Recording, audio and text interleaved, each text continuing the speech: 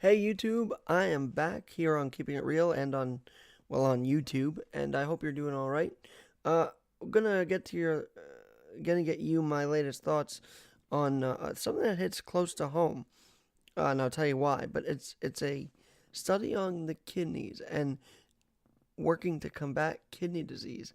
But ever wonder if there's a video game that your kid can play and maybe get out his or her aggression without having to have the visual of shooting someone else?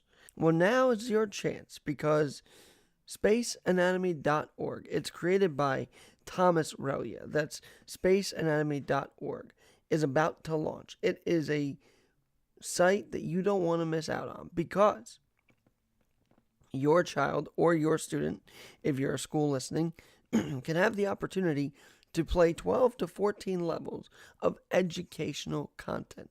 What I mean? Well, they can explore the vital organs. They actually are taken on a journey throughout the human body, skull and bones. You get to see the spine. You get to see all the different parts of the body, hence SpaceAnatomy.org. It's a project that Tommy has been coming up with since age 21. Now he's 25, and he needs your help to really launch this thing. So in a couple weeks, I'll make the announcement when indeed SpaceAnatomy.org has been launched, but I'd love for you to help out. I'd love it if you're interested in investing in this educational video game by Thomas Relia, to email him at tommycc1210@gmail.com or follow him at Twitter on Twitter at T_Rels. So those are two options to talk about. But SpaceAnatomy.org, an educational game for kids that's going to be very unique. So this is worth looking at. SpaceAnatomy.org. Check it out in December when it launches. I want to give a quick shout out to Mr. NYC Subway on Instagram. If you watch NBC4 New York, you might have seen that he was featured and his photos were featured on NBC4 New York. And congratulations, man. You have worked your way on Instagram through a lot. And you've started from the ground up, much like Tommy has, and you made something of it. You even got on our local television station, NBC4 New York. So congratulations, Mr. NYC Subway. Follow him on Instagram at Mr. NYC Subway. Well, now, without further ado, here were my thoughts on something very, very important to me. And not that I have it, and I'm very thankful I don't have any kind of kidney disease. But I do have one.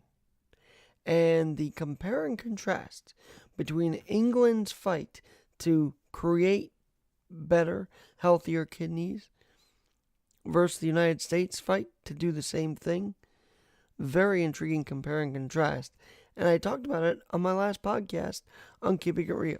One thing that's very important to me, that's been on my mind for a long time, is taking care of my kidney. Because I don't know if you know this, I don't know if I've mentioned it yet, but I was born with one kidney. One God-blessed, functioning kidney. And so, relying on that one kidney is taking a lot of work. And have I not treated it well at times? Absolutely. And I really am trying to vow to it. We talk sometimes, I mentally talk to it, that I'm going to take care of it more.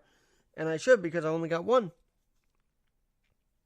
But there are some interesting scientific stories out about the kidney. Because you've got scientists in Newcastle, I believe that's in London, in Newcastle, trying to do some gene editing to fix Joubert syndrome, which is a kidney disease. And it's called the Joubert syndrome model, could be treatable. So when I see stories like that, I feel really positive that science is going to go in the right direction for us.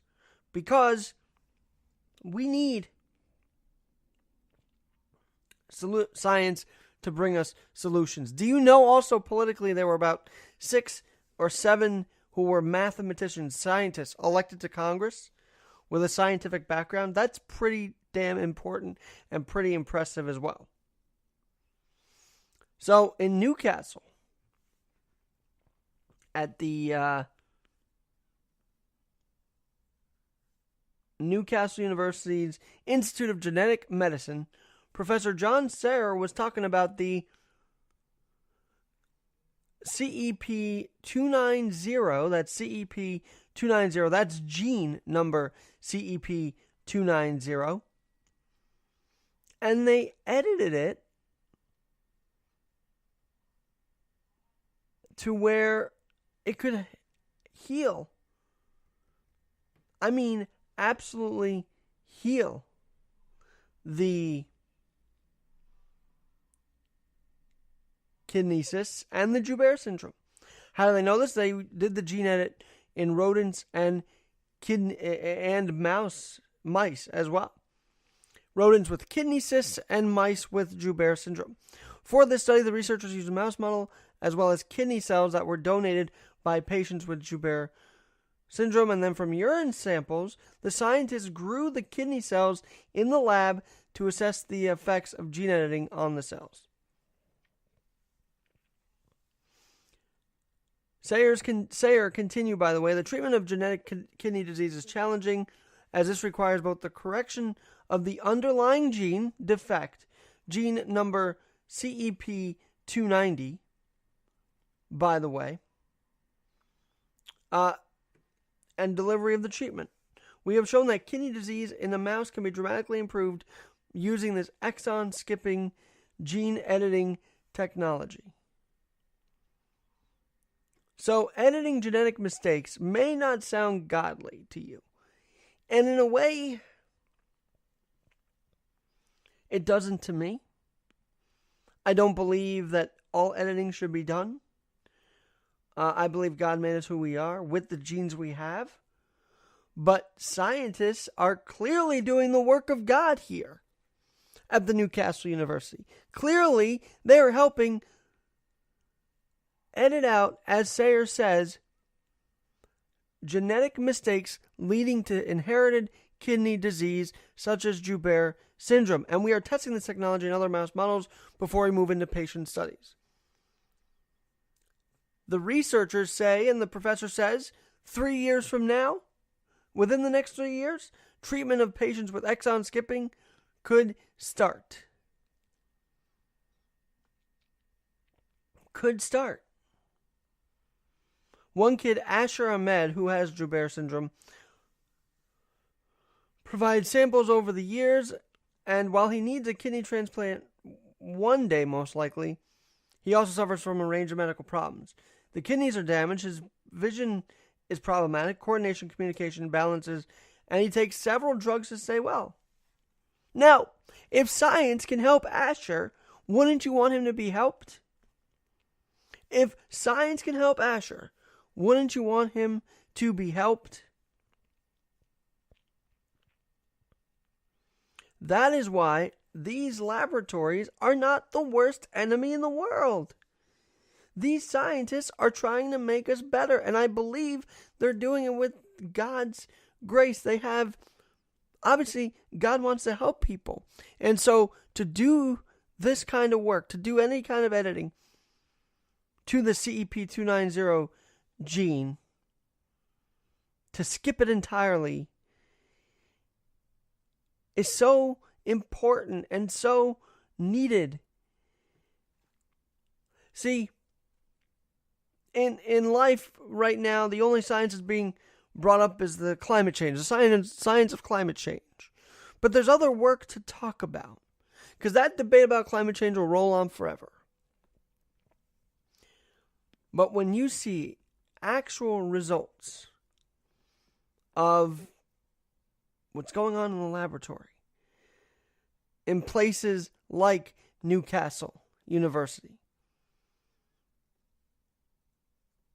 with people like Professor Sayer and his team, life-saving work could be done here. Looks like it is being done here. And I wonder to myself why it doesn't get talked about often. I wonder to myself why you look at another story just in our own state, United States of America, why we're seeing some other results happening with kidney disease, with kidney growths, growing mini kidneys is what they're calling it. You see, in St. Louis, lab-grown mini kidneys have gone rogue to sprout brain and muscle cells. And I think I've talked about this before. How once again, the Europeans, everyone on the other side of the pond is so much more advanced than we are. Maybe it's the methodology we're doing. Maybe growing a kidney that takes about 4 weeks, a mini kidney, by putting stem cells bathed in a chemical cocktail that nurtures their growth. Maybe they need to find a different way. Maybe Benjamin Humphreys, in his work to try and actually do good for the country, for his patients, could do even better. Because when you read that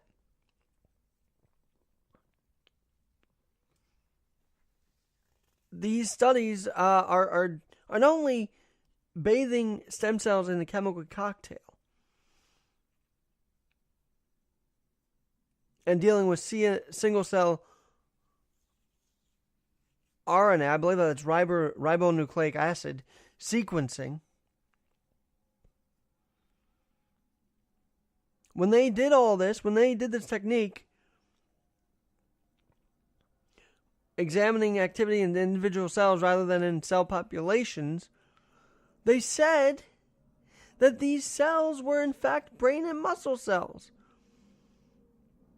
Humphrey says they are off target. And we don't want off target in this country. We want on point, on target mini kidneys. Because, if England, if Newcastle University could get it right, so too can places like the Division of Nephrology at Washington University School of Medicine in St. Louis. So the compare and contrast is actually quite frustrating. You're comparing and contrasting the way they're trying to heal a Joubert syndrome in Newcastle University. I still believe that's in England. Compared to how they're doing it here, and you wonder what the difference is. You wonder why you cannot form growing mini kidneys just as pure kidneys to save lives. Why you're having these off-target cells. Why you're having these rogue brain cells.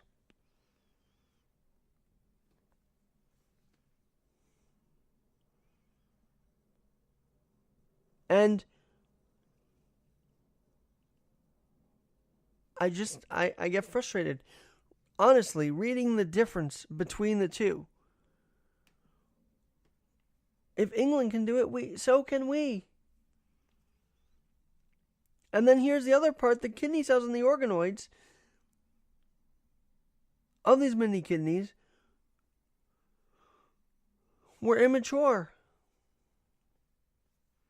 And then incubating these organoids for longer didn't produce more mature kidney cells, rather encouraged the growth of more rogue cells. The findings are out today in the journal Cell Stem Cell Research. And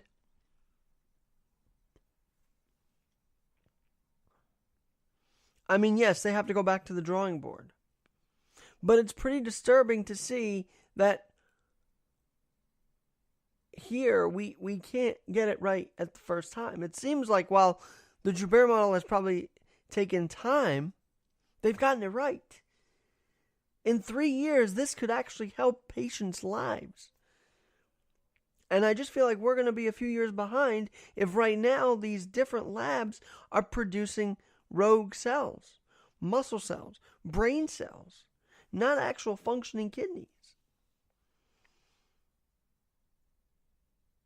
And so I'm glad that a lot are actually heading from the labs, like 6 of them are heading from the laboratory and into Congress. We need that. We maybe need a way to fund these universities better. Like what Mayor Bloomberg did. Did you hear about what Mayor Bloomberg did today? Mayor Michael Bloomberg, the former mayor of New York, donated, get this, and he donated to Johns Hopkins University.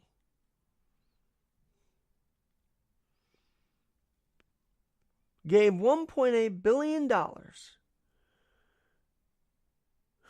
to Johns Hopkins University. That's pretty awesome. Because, see, that is where work's being done. That is where we need to fund more. We need people on the Hill to say, hey, we should fund these researchers even more. Give them more tools to work with so that rogue cells aren't developing. In kidneys, that could save a life like, honestly, mine. I would rather have a kidney in me that is one solid one, and I pray to God it's still solid. We'll keep working at it. I keep protecting it the best I can.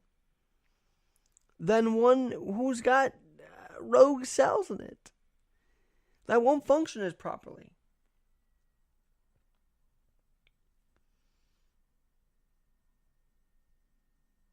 So great job to Mayor Bloomberg for the $1.8 billion, and great job to Newcastle University for truly working to make lives different. And I'm not saying that St. Louis's Washington University isn't. I fully believe they are. But I'm not sure what they can do to change it up. Science takes years. Experiments take forever to try and get it right. I know that. I went through years of high school science and elementary school science. But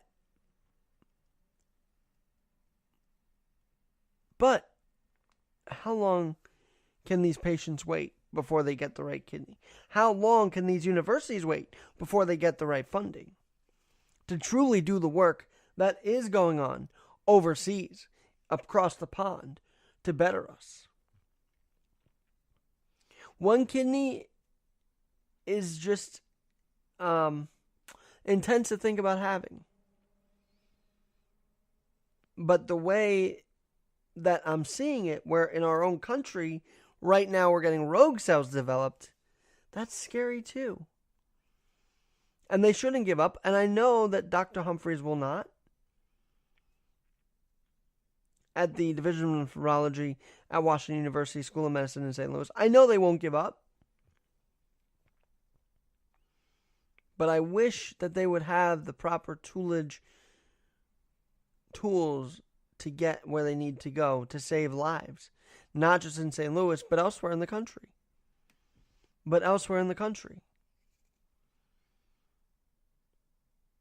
And you might be alarmed tonight that I revealed I have one kidney, but you know what? That's just being real.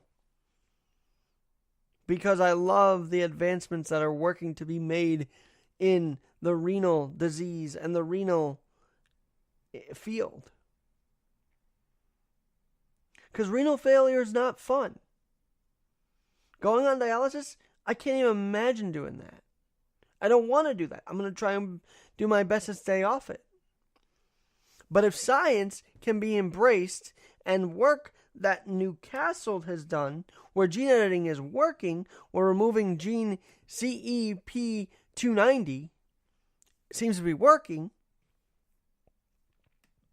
then I'll take that over natural healing, over being on a machine. I'm Alexander Garrett. Have a great night, and let me know what you think. Alex.Garrett21, Alex.Garrett21 at yahoo.com. Talk to you soon.